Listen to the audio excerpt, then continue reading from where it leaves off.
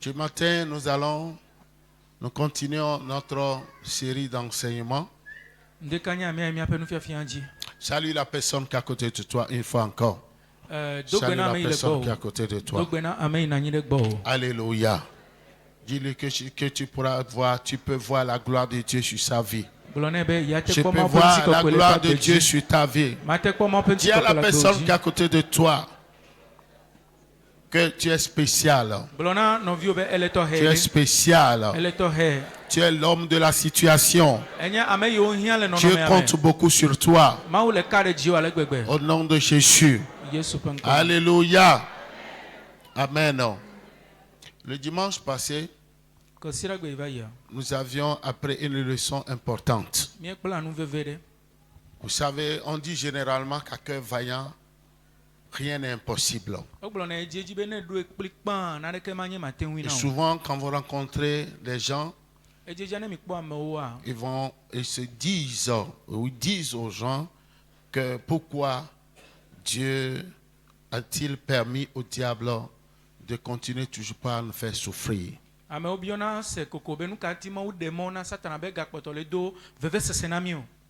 Il y a deux lois qui régissent ce monde. Selon Romains 8, verset 2, il y a la loi du péché et de la mort qui permet au diable de faire du mal à tous ceux qui vivent dans le péché. Il y a la loi de l'esprit de vie en Jésus-Christ, dans le même verset, qui fait de nous des affranchis, des gens qu'on ne pourra plus contrôler. Surtout que le diable ne pourra plus contrôler. Au-delà de tout cela, nous devons comprendre que Dieu est souverain. Mais quand il s'agit de Dieu et l'homme, sa souveraineté est limitée. Alléluia. Amen. Dieu a donné un quota de pouvoir, de domination à l'homme. Et c'est ce que nous appelons en français le libre arbitre, de pouvoir choisir, décider, vouloir faire ce qu'on veut.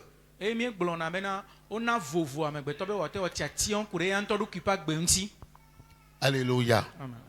Sinon, si Dieu allait nous embrigader, on serait très sérieux. Alléluia. Mais ce libre arbitre nous permet de faire le choix que nous voulons.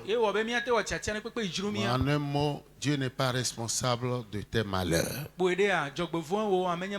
Ça ne va pas toujours dans ta vie. Toujours dans ta vie. Ce n'est ni le diable, ni Dieu. Surtout si tu as reçu Jésus, tu es le premier responsable. Et la première personne à blâmer. Surtout si tu as reçu Jésus. C'est pourquoi nous devons comprendre que chaque enfant de Dieu a un instinct de leadership.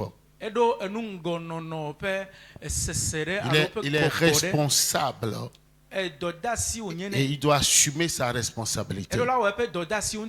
Parce que dans le jardin, Dieu a dit à Adam de pouvoir de le cultiver, de le garder, de manger de tous les arbres de ses fruits, tous les fruits de ses arbres, mais en ce qui concerne l'arbre de la connaissance du bien et du mal, de ne pas en toucher. Car le jour où il en mangera, il mourra certainement. C'était un commandement, une loi qui était, il avait le pouvoir de tout manger, sauf le fruit de cet arbre-là. Bon, le jour où il a mangé, Dieu lui posa la question, as-tu mangé l'arbre du fruit dont je t'avais interdit? Au lieu de dire oui, Dieu va lui dire pourquoi. Adam a dit, la réponse était la femme que tu as mise à mes côtés qui m'a donné le fruit et j'en ai mangé. Déjà, depuis ce temps, nous avons un héritage démoniaque qui est l'accusation. Dieu a posé la question à la femme. Pourquoi tu fais cela? Dit, le serpent m'a séduit. Le malheureux serpent qui n'a plus pas un accusateur, il a subi. Donc, il faut que tu saches que Jésus est venu restaurer notre dignité. Et la plateforme qui était renversée a été remise en état. Donc si ça doit marcher pour toi, tu as un héritage qui est cette Bible. Elle a plus de 31 000 versets. Le Coran ne compte qu'environ 6 000 et quelques versets. Mais notre Bible compte plus de 31 000 versets. Et chaque verset est prophétique. Et le drame, c'est que nous n'avons pas le temps de l'étudier. Et c'est ce qui fait que nous sommes très minables. Et durant la semaine, nous avions appris beaucoup de choses. On avait appris à nettoyer notre faux sceptique. Notre faux sceptique spirituel. Notre vie. Comment pardonner? Parce que si tu stockes les choses dans ton subconscient et que tu ne veux pas pardonner, tu es là toujours pour ruminer, faire remonter les anciens dossiers, en parler et autres, tout ça là, ton esprit est pollué. Ton esprit est pollué. Et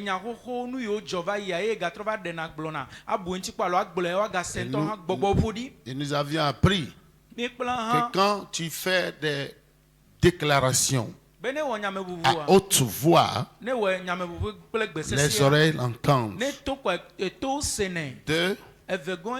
Notre cerveau analyse ce que nous faisons. 3. Notre esprit s'aligne. Et 4. Le monde spirituel prend acte. Maintenant, quand l'esprit est pollué, il y a un déphasage par rapport à ce que nous disons et l'esprit. C'est ce qui fait qu'il y a beaucoup d'enfants de Dieu qui font des prophéties personnelles sur leur vie, mais qui ne s'accomplissent pas. Donc pardonner n'est pas une faiblesse, c'est un devoir de maison, c'est plutôt une force. Ça libère, ça guérit. Alléluia. Si tu es un enfant de Dieu, tu ne peux rien faire des offenses avec les offenses. Au contraire, tout va te détruire. Donc, tu laisses tomber tout. Et nous avions appris beaucoup de choses. Le secret de Psaume 23, qui est le psaume de vie. On appelle psaume de vie abondante. Et ceux qui étaient là, ils étaient vraiment nourris. Alléluia. Et on a fait beaucoup de choses. Je vous conseille de consulter nos messages sur les réseaux sociaux. Ce matin, nous allons recevoir encore le second puissant aperçu, qui est un tableau fini pour l'adoration, que je titre comme suit: le Dieu, le gardien des alliances. Le gardien des alliances. Dieu demeure accroché à sa parole. Et il a établi ses lois qu'il ne peut pas violer. Psaume 148, verset 6. Il a établi des lois qu'il ne peut pas violer. Le gardien des alliances. Nous avons un Dieu qui, alléluia, est le gardien des alliances. Si nous allons faire un backup, retour en arrière, par rapport au verset de Psaume 23, le 5e verset, quand le roi David disait « Il ondule ma tête et ma coupe déborde ». Avant cela, quand je marche dans l'ombre de la vallée de la mort, je ne crains aucun mal. Donc la traversée de la vallée, l'ombre de la mort, c'est nos problèmes, nos difficultés quotidiennes. Et Dieu maintenant, il ondule notre tête et notre coupe déborde. Ce qui veut dire que le débordement, c'est l'excédent des bénédictions. Si Dieu veut te bénir, il ne va pas te bénir seulement juste pour la survie familiale. Dieu va toujours vouloir que d'autres viennent en profiter.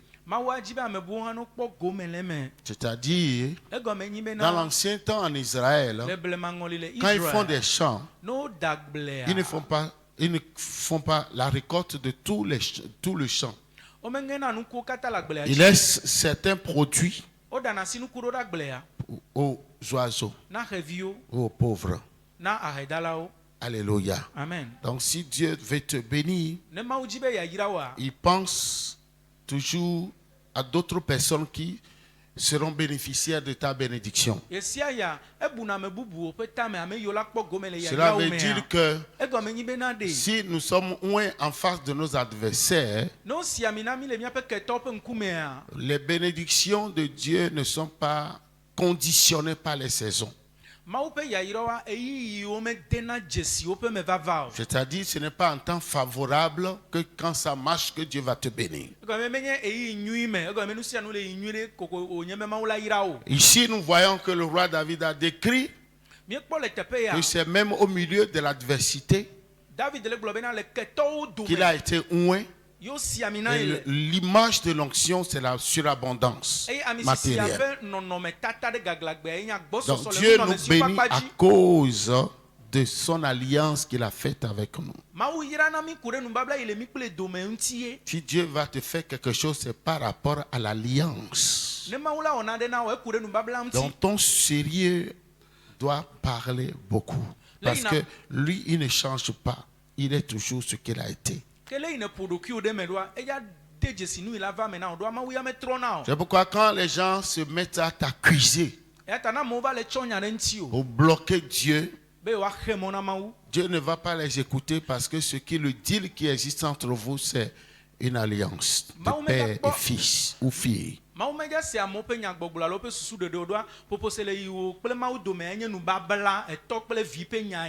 Alléluia. Je ne sais pas si c'est ici. Je vous avais raconté l'histoire d'un pasteur qui avait pris un temps fou pour prier, demandant à Dieu d'effacer l'église, de supprimer le mot église, institution, église, pour créer une autre institution parce que l'église a échoué. Et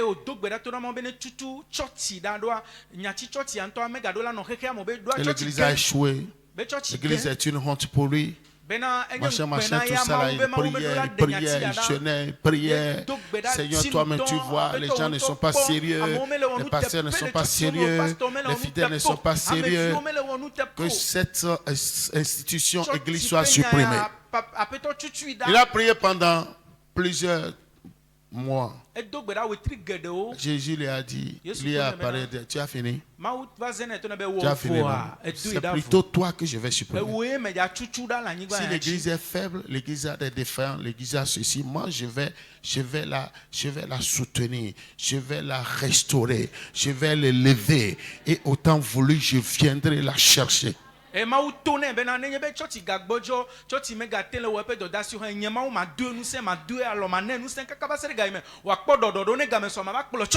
c'est pourquoi il y a une chanson qui dit Covenant Keeping God, le Dieu des alliances. Lève ta main droite et déclare que je suis en alliance avec Dieu. Mon Dieu est un Dieu d'alliance. Et qui pourra me séparer de lui? Serait-ce les hauteurs? Déclarez avec force. Céleste les hauteurs, les profondeurs, les tribulations, les difficultés, la sorcellerie, la pauvreté. Quelles que soient ces choses, je crois que je suis plus que vainqueur, car mon Dieu est avec moi pour relever ma tête au temps voulu. Au nom de Jésus. Alléluia. Alléluia. Alors, ce que je vais partager avec toi ce matin est le fondement vital. Tout marche avec notre Dieu. Quand nous considérons l'Église comme la famille que Jésus lui-même a créée. Nous allons lire Job 42, verset 2. Job 42, verset 2.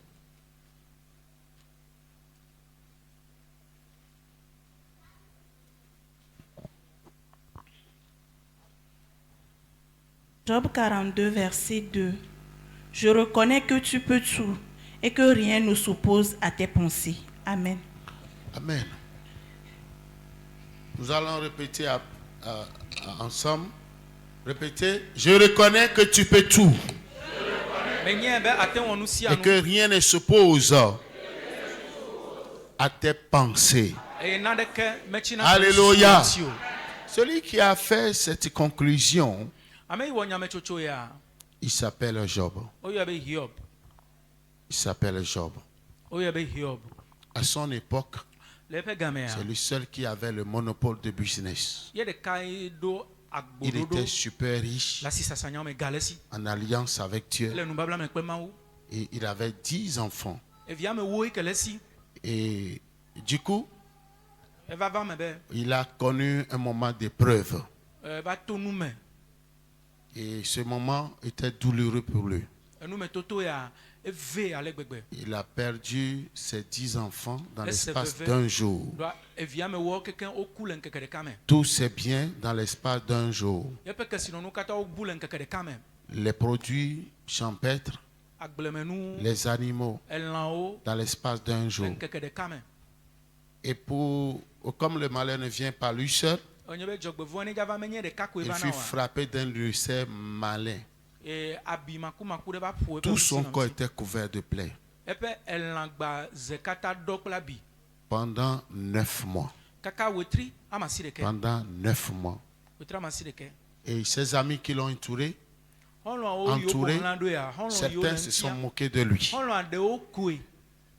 Et certains lui ont donné des conseils humainement bons que Dieu n'avait pas appréciés. La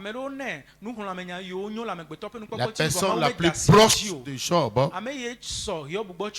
qui était sa femme, ne pouvant pas supporter ses douleurs, qui a perdu ses 10 enfants, il a vu son mari dans cet état.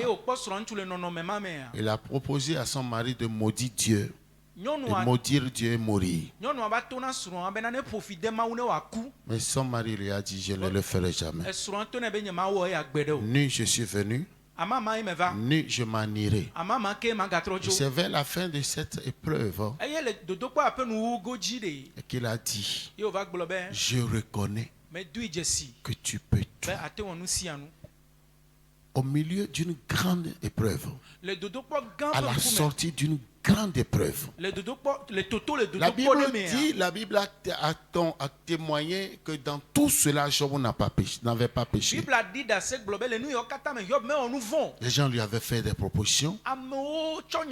Même ses amis, dans leurs conseils, Dieu était fâché contre eux. Et la Bible dit quand il a eu fini de prier pour ses amis, Dieu le saura et lui donna le double de tout ce qu'il avait perdu. Et il a eu aussi les 10 enfants par la même femme. Par la même femme. Alléluia. Amen. Donc cette femme a eu à mettre au monde 20 enfants. 10 sont morts, 10 sont revenus. Je reconnais que tu peux tout. Je reconnais. Allez, comprenez là jusqu'où Job était allé avec Dieu. Jusqu'où il a découvert Dieu. Il ne pouvait pas imaginer. J'étais allé à l'hôpital hier. Je priais pour une personne. La manière dont la salle sentait à cause de la plaie. Et imaginez le cas de Job. Imaginez, à l'époque, il n'y avait pas de déodorant. Il pouvait y avoir des aromates. Mais cet homme, ce n'était pas une simple plaie. Quand il s'agit de l'ulcère, ça doit faire gratter. Donc il avait connu de l'insomnie. Et des choses, imaginez. Mais il a dit, je reconnais que tu peux tout. Je reconnais que tu peux tout. Je voudrais te dire ce matin que le Dieu que tu adores, nous adorons ici. On a besoin d'avoir la révélation de ce Dieu-là. C'est pourquoi l'apôtre Paul avait connu ses besoins. Il a découvert ce besoin. Il a dit, je ne cesse de prier pour vous. Je ne cesse de prier pour vous. Alléluia. Amen. Afin que le Dieu de notre Seigneur, le Père, vous donne un esprit, alléluia, Amen, de révélation dans la connaissance de Dieu. Dieu paraphrase, lisons. Alléluia.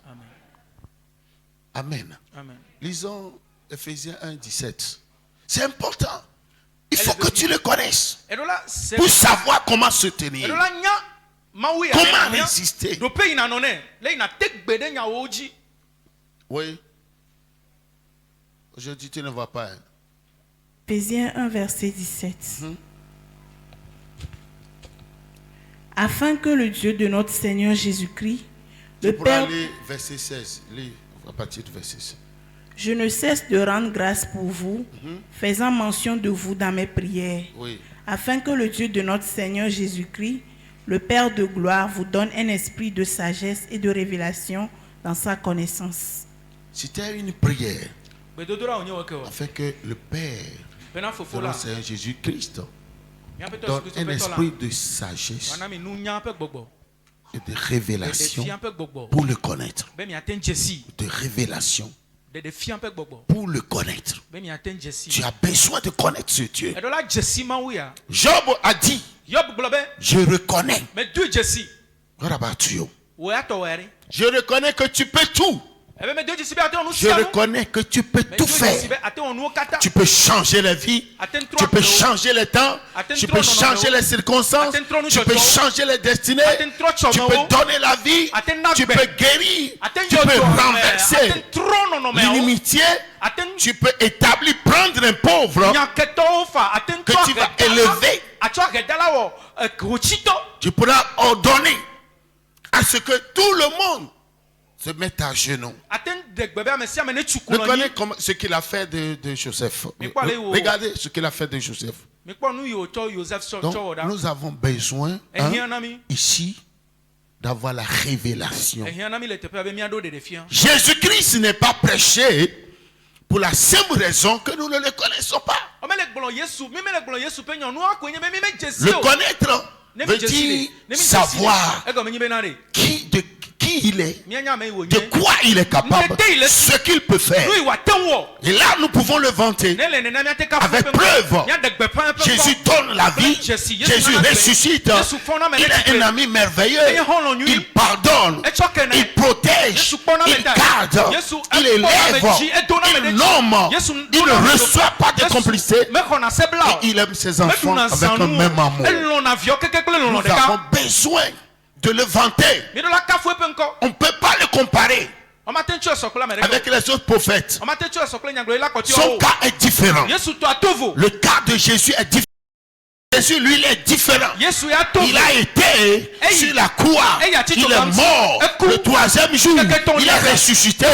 Jésus est ressuscité. Son tombeau est ouvert. Mais les ossements des autres prophètes sont toujours là. Leurs ossements sont là. Nous avons besoin. Parce que sans cela, imaginez si vous avez un ami comme officier supérieur. Quand il y a un problème, on vous a, même si vous êtes en infraction, la police vous arrête, vous l'appelez. Et surtout dans nos pays africains où la loi n'est pas respectée. Il y a un colonel comme ça. Et les petits policiers commencent pas à faire comme ça. Oui, bonjour mon colonel. C'est ça, non? Allô? Tu comprends ce que je suis en train de dire? Et que dira-t-on de ce Dieu qui est notre appui? Pour rafraîchir un peu ta mémoire et te permettre de commencer par bien avaler et avoir une digestion spirituelle. Quelque chose s'est passé à Londres, dans une église. Vous savez que la plupart des Africains, quand ils vont là-bas, ils n'ont pas de papier, ils remplissent les églises. Si vous voulez les avoir, c'est là, c'est un secret. Alléluia. Et donc, dans cette église, la police d'immigration était allée pour arrêter un frère et le laisser avec un groupe de Nigériens arrêtés déjà qui devait être déporté. Je veux m'enseigner une histoire vraie. C'est une histoire vraie. Et quand le frère était allé, il n'était pas découragé. C'était un évangéliste, ça dit, on l'a enseigné. Vous savez, les anglophones ont bien éduqué leurs membres. Il n'y a pas de grand, il n'y a pas de petit. Tout le monde sert Dieu. Tout le monde aime. Arrivé dans le camp de détention, où on devait les prendre pour les déporter, ramener au Nigeria, le frère n'a jamais cessé de prêcher. Croyez en Jésus. Moi que vous voyez ici, je ne serai pas déporté. Car Dieu peut tout. Dieu est capable. On ne va pas me déporter. Si vous croyez en Jésus, Dieu va faire un miracle. Il a prêché pendant des mois. Et un jour, la police est venue pour leur dire que leur avion est prêt. Oya. Allons-y au Nigeria. Et ces gens ont commencé par se moquer de lui. Quand ils sont rentrés dans l'avion, tu nous as dit que Dieu, toi là, si même Dieu pouvait quelque chose, pourquoi n'avais-tu pas obtenu de papier? Et maintenant tu as parlé ce Dieu qui devait te protéger, qui devait agir, et nous sommes encore dans l'avion, destination Nigeria. Dans tout cela, durant tout le voyage, le frère continue, tu parles. Moi que vous voyez, Dieu est capable. Dieu ne va pas me déporter. Je ne serai pas déporté. Dieu ne me... Et quand ils sont atterris, maintenant, on demande à chaque personne d'où tu es venu. Quel est le nom de ton village? Et puis quand tu donnes les informations, il y a déjà un bus avec les policiers, on te prend, on t'amène dans ton village. C'est comme ça. Il était le dernier. Arrivé à son tour, il y a un monsieur qui est venu, un officier, qui a dit il y a une alerte qui nous est parvenue depuis Londres. Il y a un frère qui était déporté par erreur, de le ramener immédiatement. Qu'on le ramène immédiatement, que c'était pas l'erreur. Et on l'a ramené. On a levé la menotte pour le ramener. Il a commencé par dire au revoir. Vous allez au village. On l'avait mis dans la classe B. business pour l'amener à Londres. À l'heure où je vous parle, il est à Londres. Notre Dieu, à la dernière minute, est capable de faire un miracle.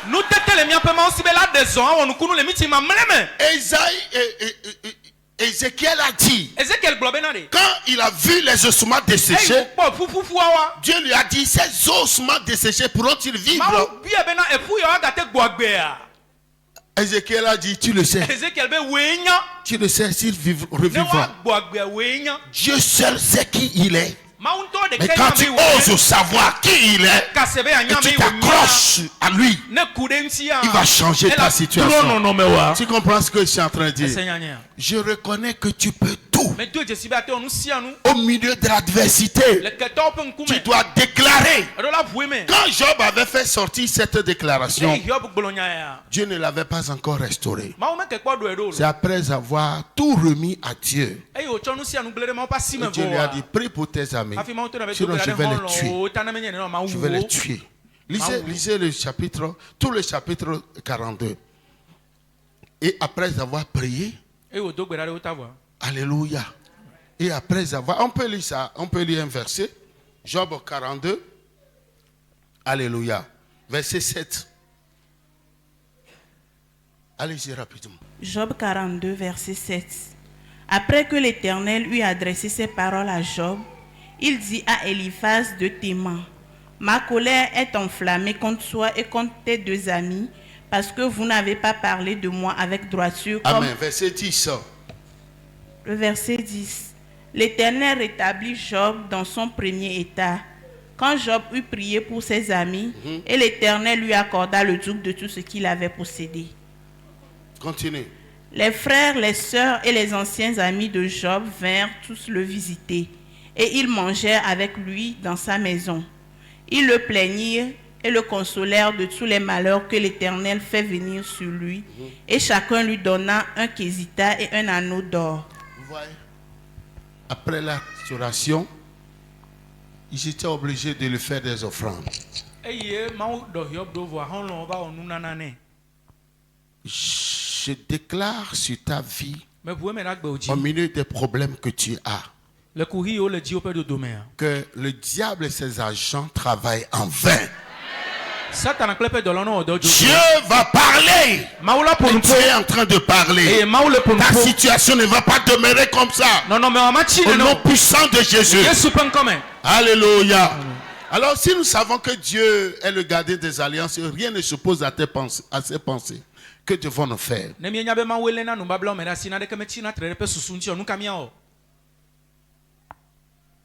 Vous notez, mon âme doit s'attacher à lui. Ton âme doit s'attacher.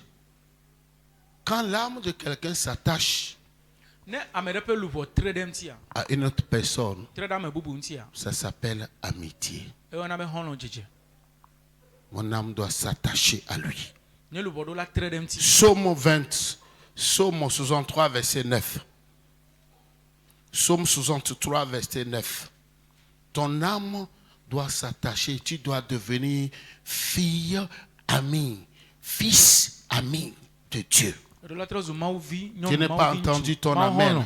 Quelqu'un n'a pas dit un bon amen. Alléluia. C'est important. Psaume 63, verset 9. Mon âme est attachée à toi, ta droite me soutient. Amen. Alléluia. Amen. Alléluia. Amen. 1 Samuel 18, verset 1.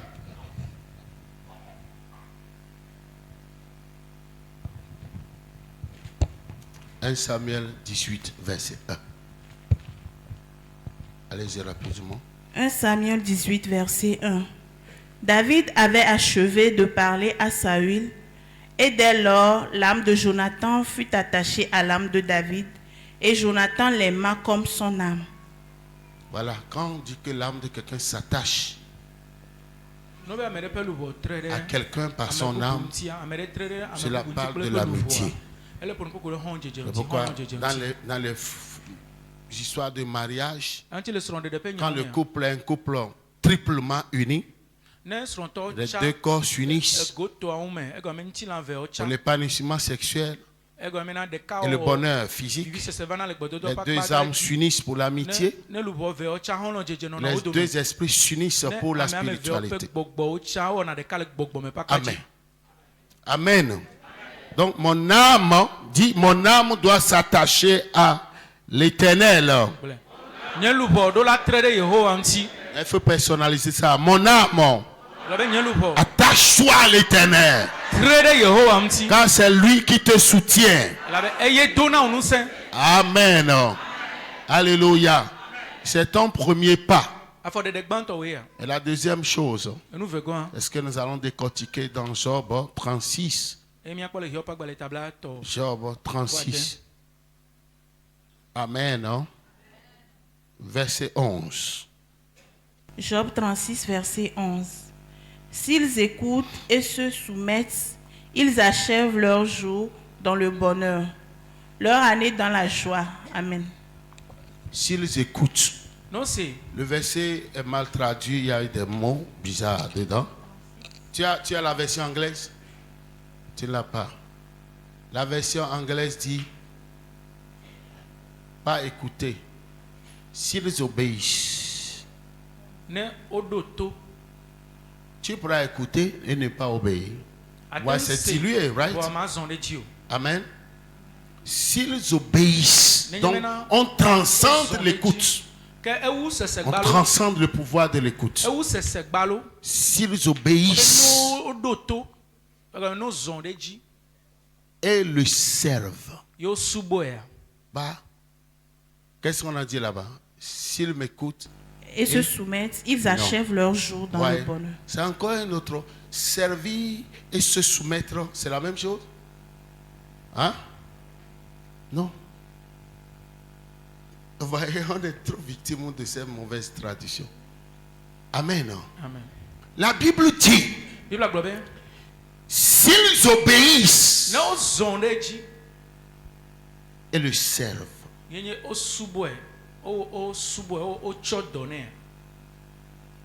ils achèveront leur jour dans la prospérité.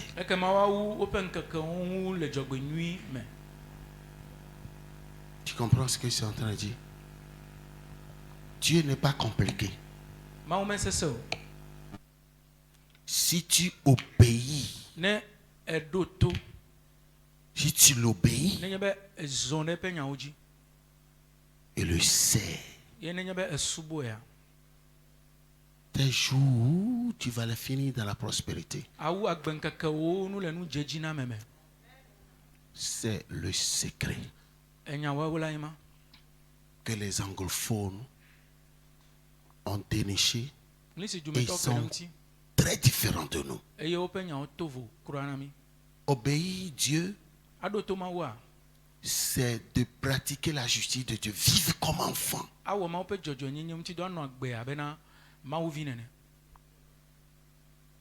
Tu comprends ce que je suis en train de dire?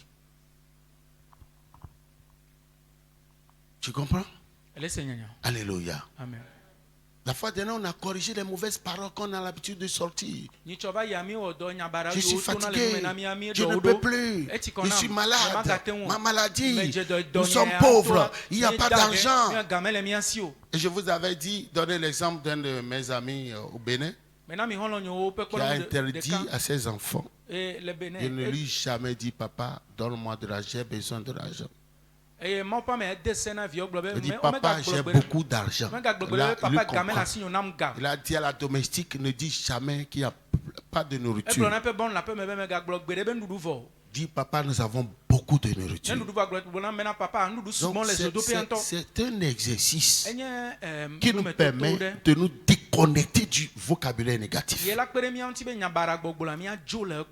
Donc, obéir à Dieu, c'est de vivre selon son statut chrétien. D'enfant de Dieu. Qui n'est que le développement de l'amour de Dieu. Fuyant le péché, sachant que le péché n'est pas utile. Tu comprends ce que je suis en train de dire? Alléluia. Alléluia. Alléluia. Si nous ne le faisons pas, les choses ne seront difficiles. Maintenant, quand j'obéis, je vis comme enfant de Dieu, je prie, je lis la Bible et je me comporte. Il y a des choses. Vous voyez, vous pouvez être soumis à des tests, mais si vous n'êtes pas conséquent envers vous-même, vous allez tomber dans les pièges. Surtout vous qui travaillez là.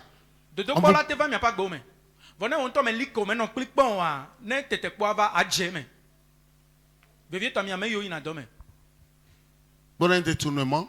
Vous avez passé de fausses écritures, embrouillé la piste.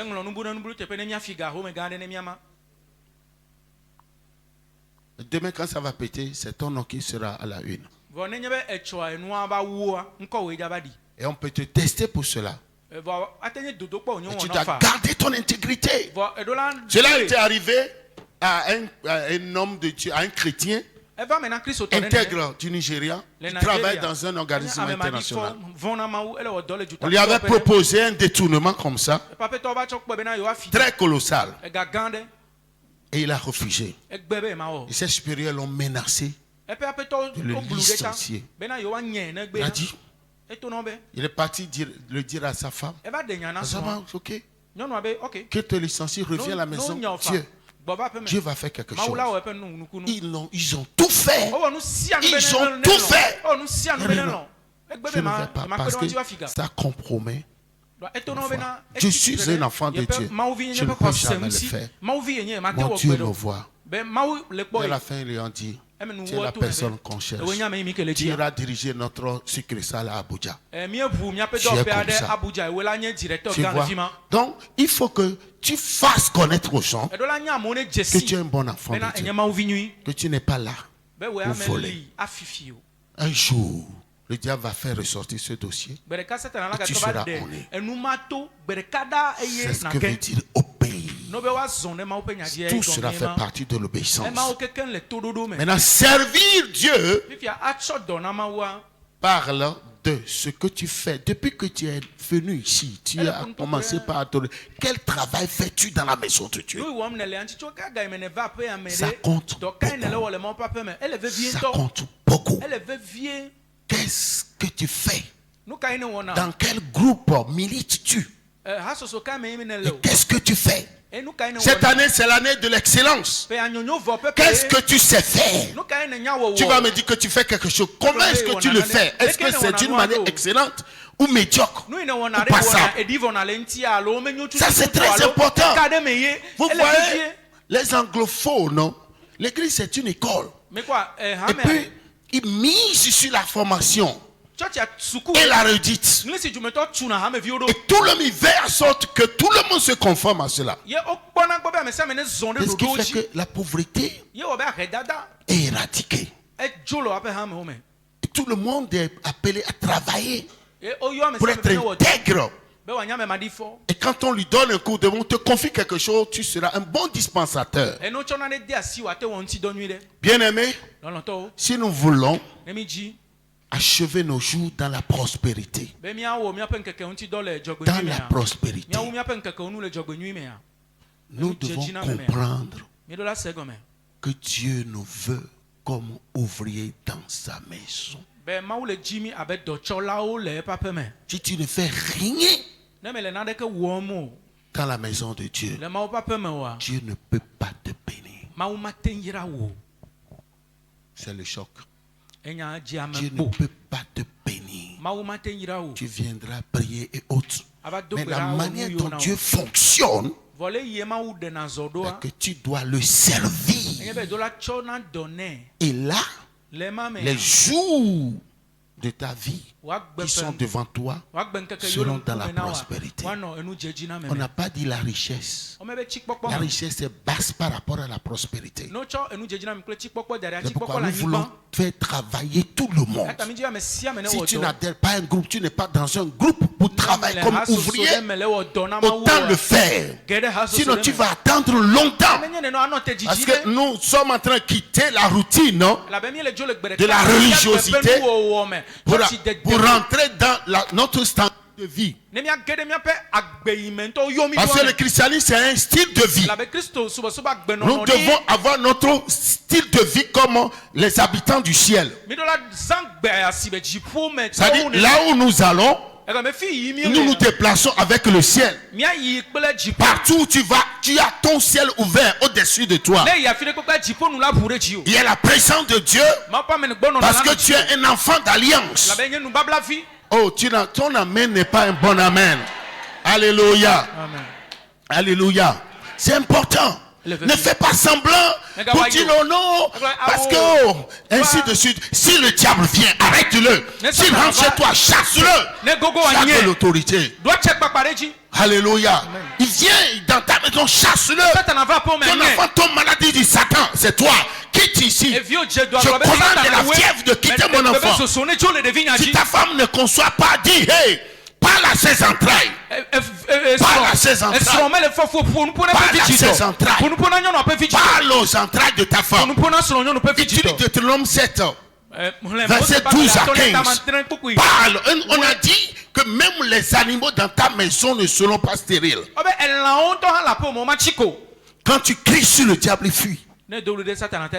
En s'appuyant sur les textes bibliques. Tu comprends ce que tu es diplômé, tu n'as pas d'emploi. Sors. Quand tu vois une société, une institution, commence par déclarer. Bientôt, moi, je viendrai travailler ici. Je viendrai travailler ici. Vous voyez, c'est important. Je vous donne un témoignage des jeunes lycéens d'Abidjan. Précisément au niveau de la zone côtière qu'on appelle Grand Bassam pour ceux qui connaissent Abidjan. C'était l'année surpassée. J'étais allé faire un programme chez mon père spirituel. Ils étaient venus. Ils étaient des évangélistes. Et à l'époque là, ils étaient en classe de terminale. Ils avaient leur temps pour évangéliser. Ils avaient un groupe, même leur groupe était un groupe d'acapella. Ils chantaient aussi. Les gens se moquaient d'eux. Toujours on les voyait prêcher. Au moment où les autres étaient en train d'étudier, mais ils ne savaient pas qu'au-delà de tout cela, ils étudiaient. Mais pratiquement, ils étaient devenus la risée de tout l'établissement. Ce que Dieu a fait, ils ont tous réussi. Et Dieu leur a ouvert les portes des bourses. Bourses que même leur grand-père ne pouvait pas. Que l'État ivoirien, certains en Amérique pour étudier la médecine, d'autres en Europe, il y a un autre en Russie. Il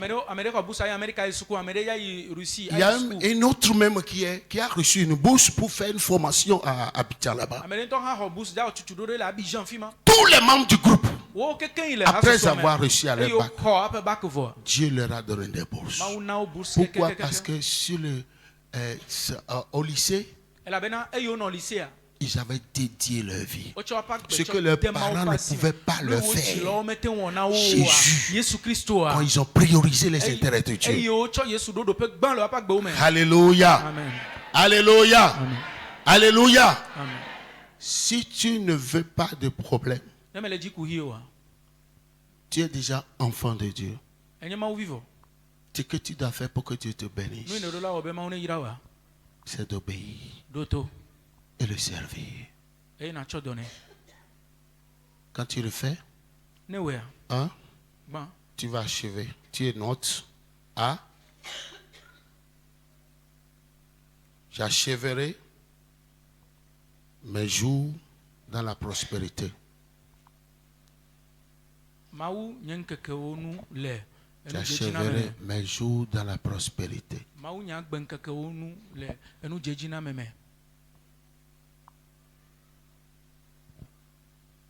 Prospérité. Il y a 7 types de prospérité. Donc tout dans ta vie sera parfait. Tu seras dans la perfection. 7 types de prospérité. Alléluia. Amen. Tu comprends ce que je suis en train de dire? 7 types de prospérité.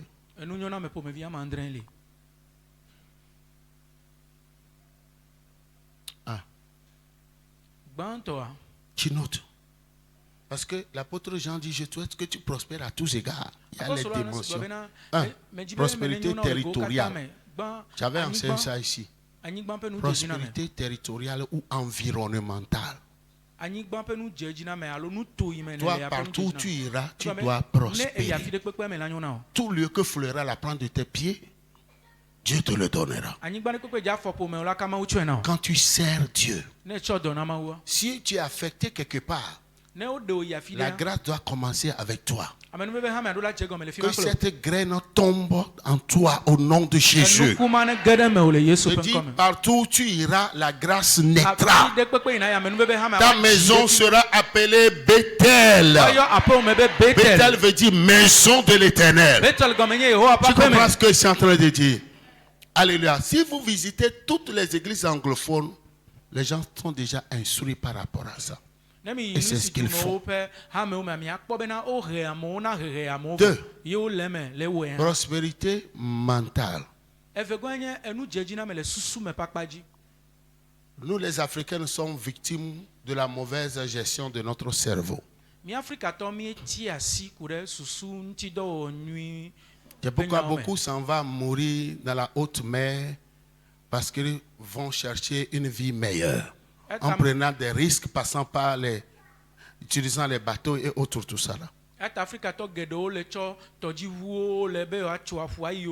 Prospérité mentale. La prospérité, vous voyez, l'argent, quand quelqu'un devient par le bon usage de son cerveau. Si tu n'as pas une intelligence financière, si on te donne un gros capital, tu vas le dilapider.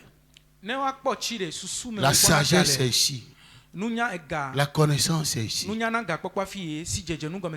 Les savants, on les appelle savants parce qu'ils arrivent à utiliser 10% de la capacité de leur ménage. 10%. Il y a 5 personnes qui inventent. 15 adaptent. 80 adoptent. $80 sont les consommateurs. C'est pourquoi il y a G20. Il y a G20. Il y a $500, un billet comme ça qui est $1000, un billet qui est $500, mais qui ne sort pas. C'est avec un cercle restreint. Amérique a gagné les dollars. Et $500 dollar kotoku de cas. Amérique a gagné et gaoma de Kenya $1000 mano gama Amérique peut commencer en et tu as mes deux domaines.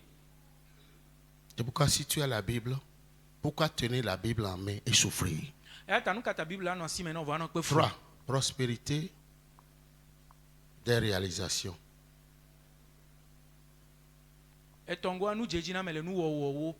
Faire des réalisations, c'est une onction. Hein? Il y a des gens qui gagnent 50 000, qui achètent des terrains et bâtissent leur maison. D'autres 500 000 et n'arrivent pas à fabriquer un parpaing. Prospérité des réalisations. 4. Prospérité sociale. Allez-y rapidement. Contact facile. Contact facile. Contact facile. Prospérité sociale. 5. Prospérité physique. La bonne santé, ça. C'est ça, non? 6. Prospérité spirituelle. Il y a des gens qui n'ont jamais vu les ailes d'ange. Ils n'ont jamais eu de vision. Tout ce qu'ils peuvent voir, c'est des cauchemars. Les yeux spirituellement bombardés. Prospérité spirituelle. 6. 7. Prospérité financière. Donc quand je sers Dieu, je vais achever mes jours dans la prospérité. Quand je sers Dieu, quand je deviens Ocha, quand je deviens chanteur, musicien, quand je deviens commando, quand je fais un travail dans l'œuvre, en interne ça, Maintenant, en externe, non, quand j'évangélise, je deviens un véritable gagneur d'âme. Un véritable gagneur d'âme. Il y a 2 services, un en interne, l'autre en externe. En externe, c'est pour gagner. Tes collègues de service doivent être gagnés. Si tu ne les gagnes pas pour Jésus, ils vont te pousser à adhérer, à faire partie de leur confrérie. Tu comprends ce que je suis en train de dire? Nous devons gagner le monde pour Jésus. Nous devons gagner. Alléluia. C'est quand tu fais ceci que Dieu, tu le verras dans tes activités, il te fera prospérer. Pourquoi il faut obéir et le servir. Exode 23, verset 25, il dit, si vous servez l'Éternel, on dit, vous servirez l'Éternel et il bénira votre pain et vos eaux. C'est la prospérité. Hein? Et Dieu dit, il va éloigner la maladie loin. Ta femme ne sera pas stérile. Tu ne mourras pas tôt. Et tu auras de l'influence sur tes amis. Exode 23, 25 à 27. Alléluia. Et la deuxième chose, on dit, et leurs années dans les plaisirs. Les jours, ils achèveront leurs jours dans la prospérité et leurs années dans les plaisirs.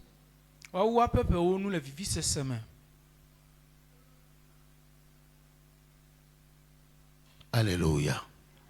Alléluia. Tu comprends ce que je suis en train de dire? Alléluia. Donc quand on te dit d'évangéliser, on organise l'évangélisation et nous faisons comme ça ne nous regarde pas. C'est le travail des diacres, c'est le travail des pasteurs. Tu ne connais pas le secret. Tu ne connais pas le secret. C'est la clé, ça. Ne laisse pas l'opportunité passer. Tu trouves quelqu'un qui n'a pas Jésus, passe par tous les moyens pour lui donner Jésus. C'est un besoin fort pour Dieu.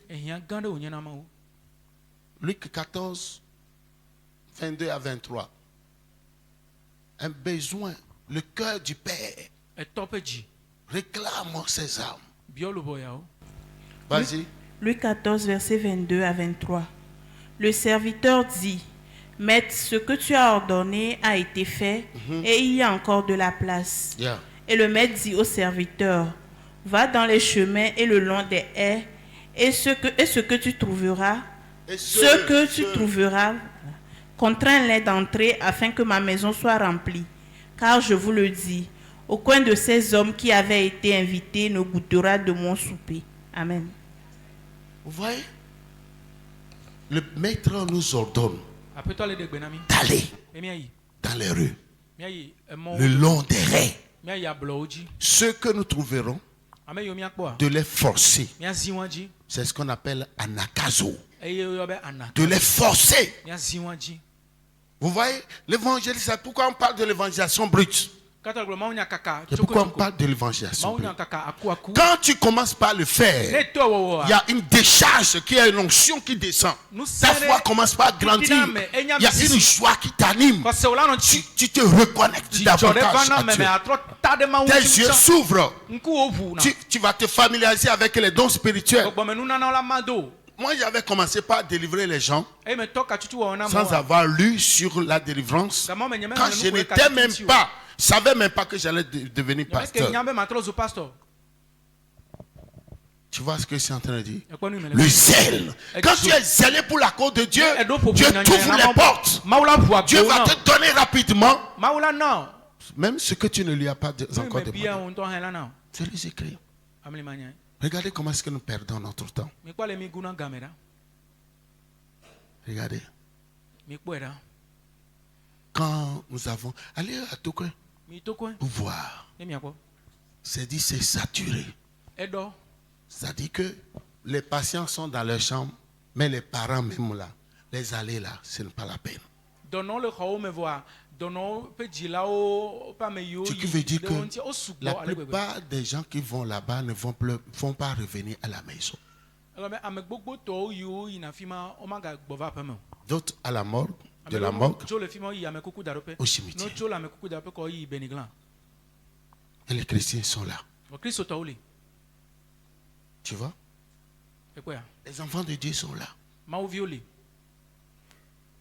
Il y a les accidents par ici, par là.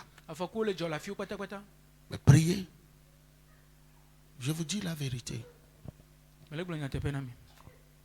Alléluia. Amen. Tu comprends ce que ça? Ta destinée est sur le point de connaître son éclosion. Si et seulement si tu pourras comprendre et se lever tôt. Pour jeter ton filet. C'est pourquoi nous parlons du Dieu qui est le gardien des alliances. Quand tu fais ce qu'il demande de faire, ça passe. Ça passe. Ça passe. Celui qui est ce méchant qui te recale, Dieu va le sauter. Tu comprends? Dieu va le sauter pour te repositionner. Et tu dois être ambitieux. Seigneur, élève-moi au poste de directeur. Quand je serai à ce niveau, je vais influencer tout le personnel. Je vais influencer tout le personnel. Imaginez si le chef de l'État est devenu chrétien. Tous les ministres vont faire quoi? Hein? Ils seront chrétiens. Ils seront chrétiens. Yeah. Regardez le chef de l'État ghanéen qui devait mourir. Mais il a dit, il y a un programme de prière. Et sa femme lui a dit, allons-y. Il a écouté. Le diable a planifié de l'éliminer.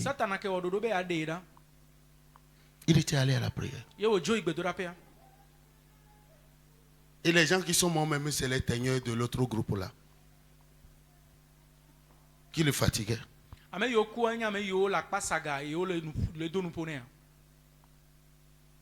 S'il n'était pas chrétien, il serait déjà mort. Tu comprends ce que je suis en train de dire? Est-ce que ça te dit quelque chose quand tu vois les gens, les cercueils que nous voyons le week-end, tout ça là? Pose-toi la question de savoir où vont ces âmes. Si tu veux être béni, si nous voulons achever nos jours dans la prospérité, c'est le secret. Tu as la clé et Dieu t'a ouvert les yeux pour que tu saches qu'il n'est pas responsable de tes malheurs. Maintenant, si tu veux que ça marche pour toi, commence par le servir, tout en vivant comme enfant de Dieu. Pour ne pas scandaliser. Tu travailles, tu ne dois pas faire partie de ce club de beuverie. Vous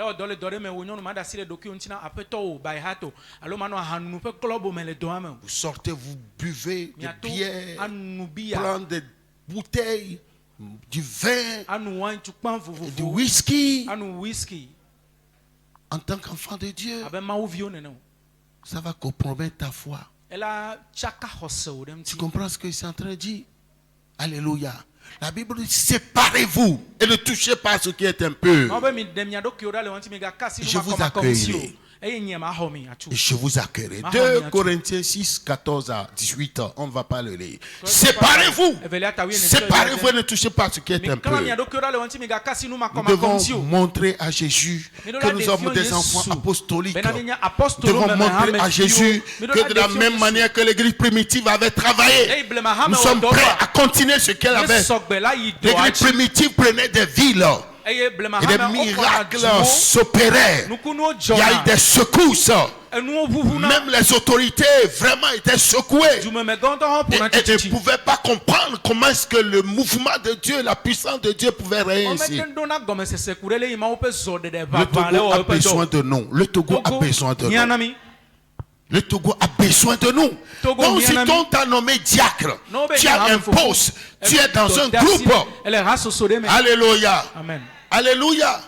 Donc je n'ai jamais eu la grâce d'être nommé prendre la tête d'un groupe quand j'étais, puisque même à l'époque là, je n'étais qu'un enfant. Mais mon zèle a transcendé nos chefs. Mon zèle, j'ai travaillé plus que... C'était un amour naturel que j'ai eu. Je n'étais même pas enseigné sur ça. J'étais tombé amoureux de Jésus. Amoureux de Jésus. Vous voyez, j'étais tombé amoureux de Jésus. Si Agoy est délivré, c'est dû à un travail qu'on a fait. Le CG d'Agoy là, si Dieu nous fait grâce, on va faire le programme là-bas. C'est un cimetière. Un cimetière des accidentés. Quand on creusait les sautoirs et tout ça, on voyait les crânes humains, tout ça. Et je faisais la veille là-bas quand il n'y avait pas d'électricité. Je faisais la veille. Croiser les esprits. Je faisais le tour. Tu vois ce que c'est en train de dire? Alléluia. À l'époque, vous ne pouvez pas sortir comme ça. Parce que les gens étaient barbares avec leur tam-tam fétiche là. Quand tu sors comme ça, tu vas marcher jusqu'à aller à leur niveau. Ils vont t'envoûter. Là, sabbedo. Et tu rentres dans la terre. Et il ne restera que ta tête en haut. Ils vont couper ça comme ça. Et pourquoi à l'époque, il y a des mafia entourés d'Aguay, des camps, tous les camps. Ce n'est pas pour rien. C'est un peuple barbare.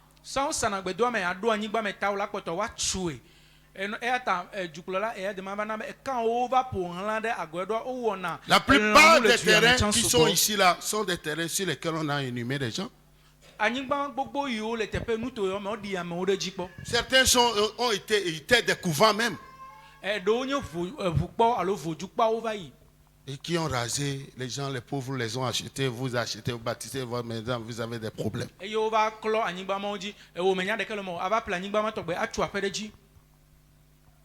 Alléluia. Amen. Dieu est en train de parler à ton cœur. Pour finir, il y avait une fille pauvre. Une fille pauvre de 12 ans. Qui allait dans une église au Nigeria. Et le pasteur a prêché. Il a prêché.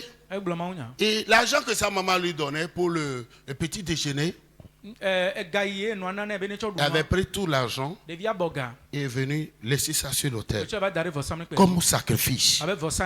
Et elle a pris les brochures pour commencer par évangéliser. Et un jour, elle était dirigée par l'Esprit de Dieu qui était là, allée dans un centre hospitalier, directement rentrée dans une salle de réa où il y avait une fille qui était dans le coma depuis des jours. Personne ne pouvait expliquer comment elle s'est rangée pour rentrer dans la... Et elle a commencé par prier pour la fille. Elle a pu se réveiller. C'est quand elle est réveillée que les médecins ont su que quelqu'un rentrait. Au même moment, le papa de la fille qui est milliardaire, l'unique fille, est venue. Et il a constaté que sa fille s'est réveillée. Et on a dit, les médecins ont dit, je ne sais pas. Mais ils ont vu la fille en train de prier. Il a pris la fille et sa fille. Ils sont partis chez la fille qui a prié.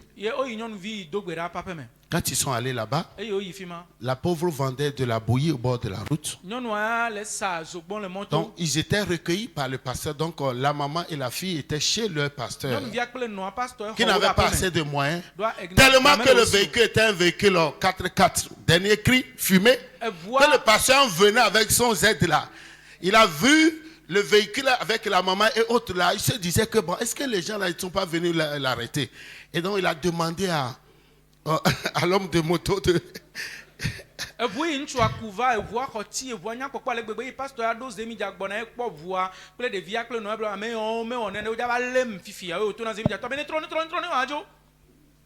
Et la fille est partie présenter sa maman. Et le monsieur a posé la question à sa maman. Est-ce que c'est ta fille?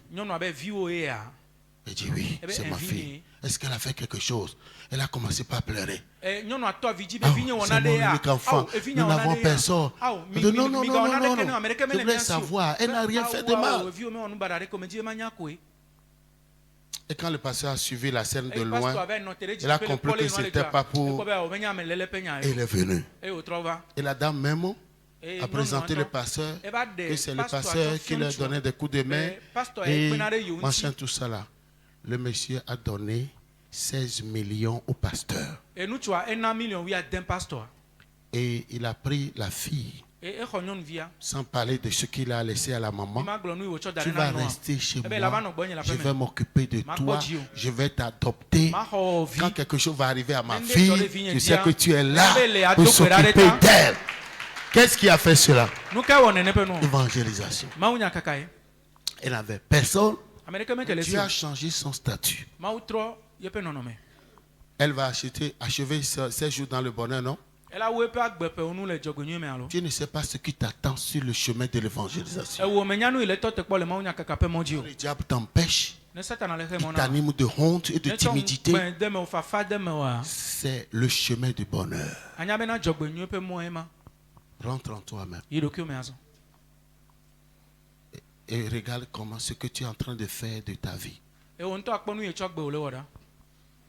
Tu gaspilles ta vie cadeau. Tu as eu des opportunités. Tu pouvais voyager. Tes enfants pouvaient être scolarisés. Tu pouvais avoir des aides. Ils sont diplômés à la maison. On pourra les prendre comme ça, out of nowhere, pour travailler. Rentre en toi-même. Rentre en toi-même.